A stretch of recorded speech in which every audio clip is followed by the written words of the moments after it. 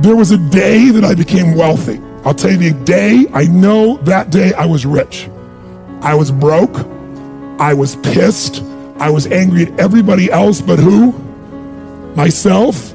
I had a friend that I loaned money to when I had barely enough and I knew he needed it. And I gave him $1,200 and I'm here not able to eat. I'm down to like $25, $26. And I'm saying to him, calling him, and he's not returning my call. And I just need some money and he's ignoring me. I didn't ignore him, so I'm pissed. I'm frustrated. In the midst of all this, I'm also pragmatic.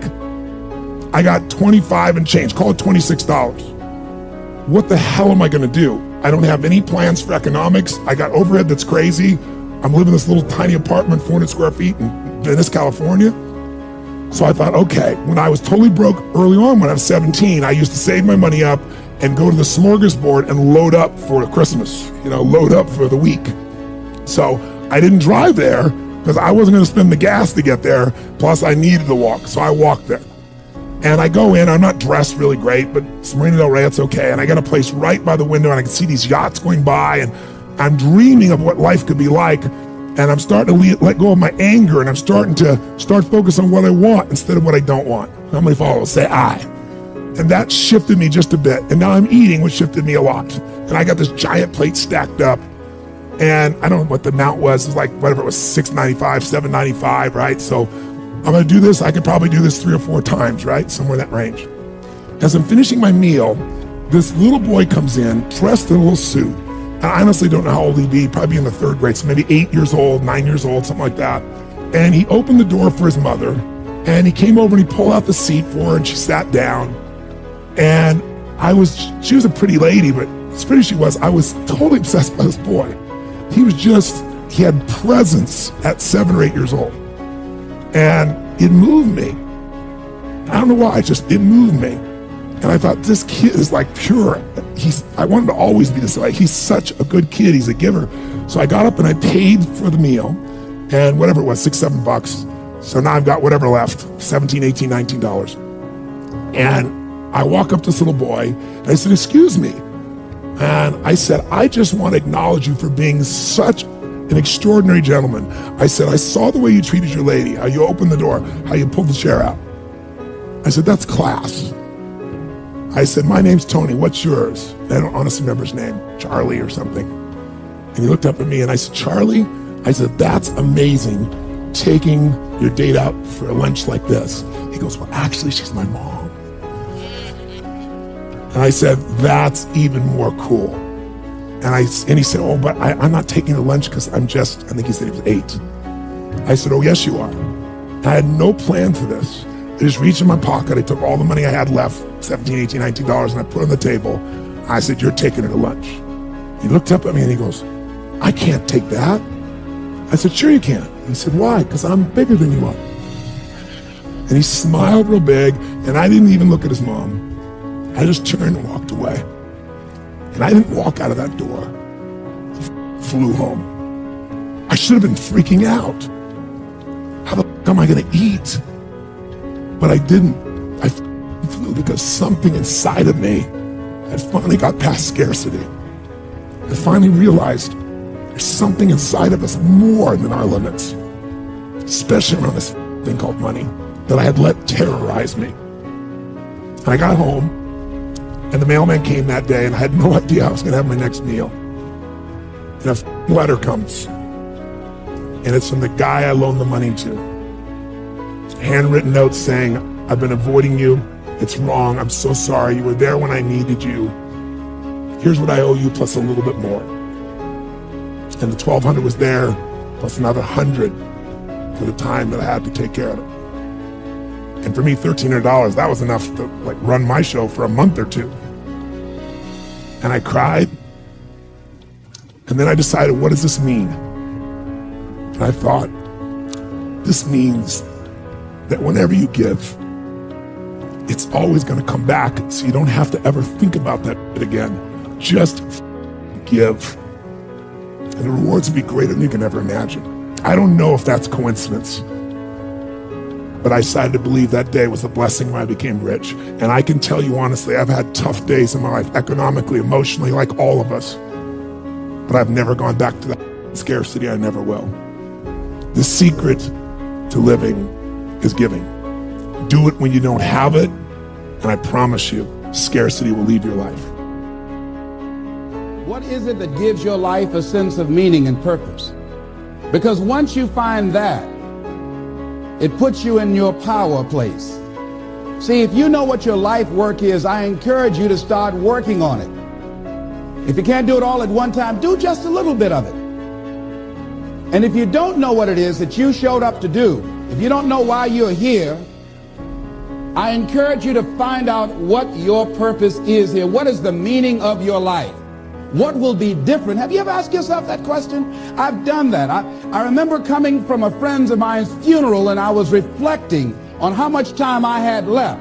And I went for a walk in a park thinking about this guy whose life was so promising. And I mean, he wasn't an old guy. He was quite young, in fact. And I thought about all of the things that he said he was going to do, and he never got a chance to do those things. And I started thinking about my own life and how much time I had left to do the things that I would like to do. And at that time, I wasn't sure what my life purpose was, what my life's work was. I wasn't sure about it at that time. And I thought about it quite a lot. I had some idea, but I wasn't convinced. I don't think I felt worthy. I didn't believe that it could be me to do this kind of work that I'm doing right now. And I say to you that if you begin to take a conscious effort to find out what it is that you're supposed to do,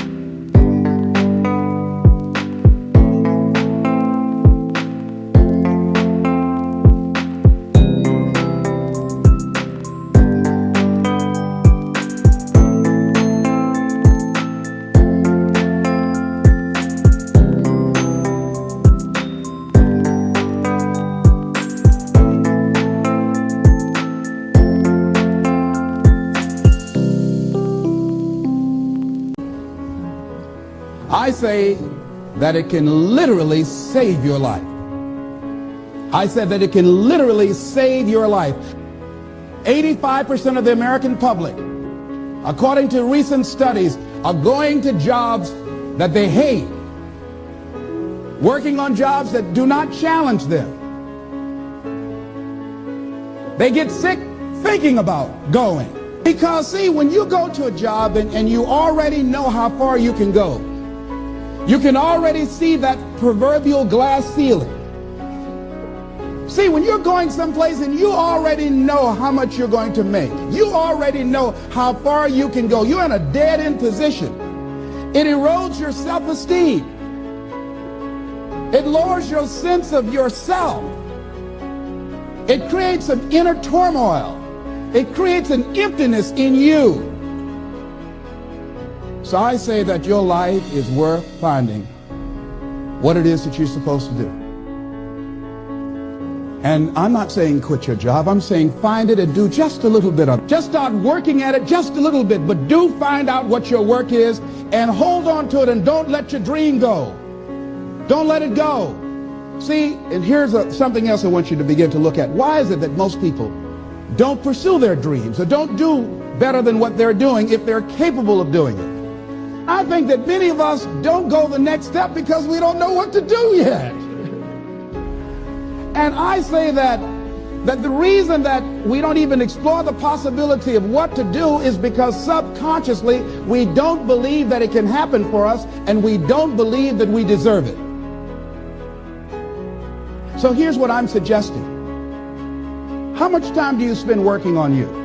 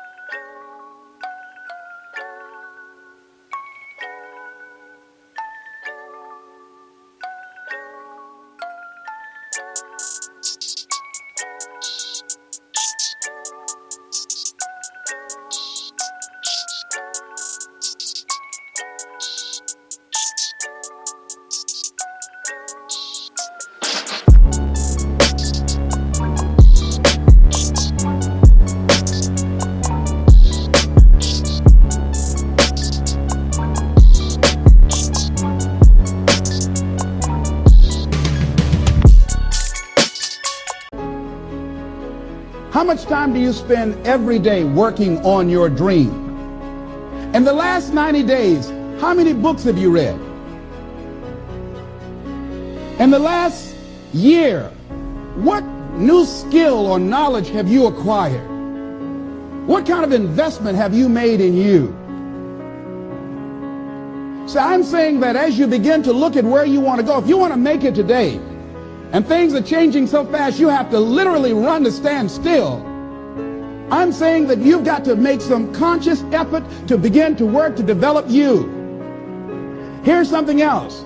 Most people are not living their dreams because of fear, ladies and gentlemen. Fear, limited vision, and lack of self-esteem.